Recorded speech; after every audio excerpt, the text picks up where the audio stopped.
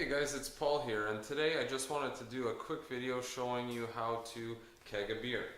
So first thing I've done is I've cleaned and sanitized my keg, and then I hooked up my CO2 and just tried to purge out some of the oxygen. So let the excess gas out.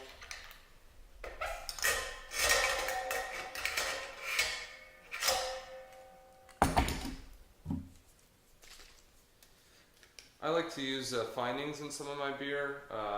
Biofine Clear I find is the easiest to use, but gelatin findings work well and are cheaper. So I just put that in there, and when you're transferring your beer, you just want to make sure that the siphon tubing is all the way at the bottom. You don't want to have any splashing that could potentially oxidize your beer. Okay.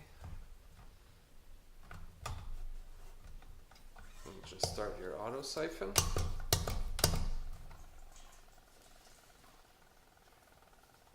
I usually place the auto siphon about halfway down the fermenter and then start it. That way you're not kicking up any sediment or anything like that. Okay, so we have all the beer racked into our keg. So next thing I'm going to do is put on the lid.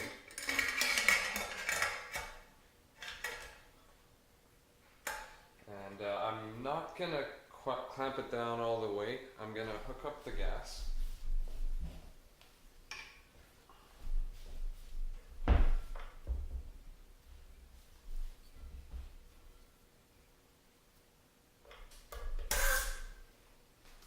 Then I'm going to hold the lid with my hand like this and open the CO2 tank. That way the CO2 is going to push up on the lid and help it seal into place better.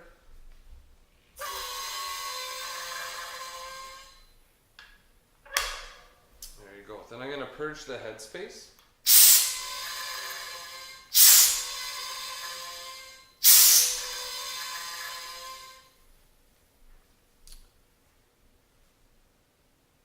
Then I'll usually take some star sand in a spray bottle. Just spray the top, make sure it's not leaking.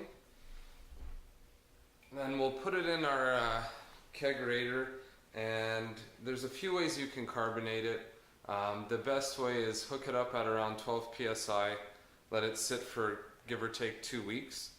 Or if you need beer now, I've found the best method is to put in your kegerator, hit it with about 35 psi for 36 hours or so, and then set it down to your serving pressure of 12 psi.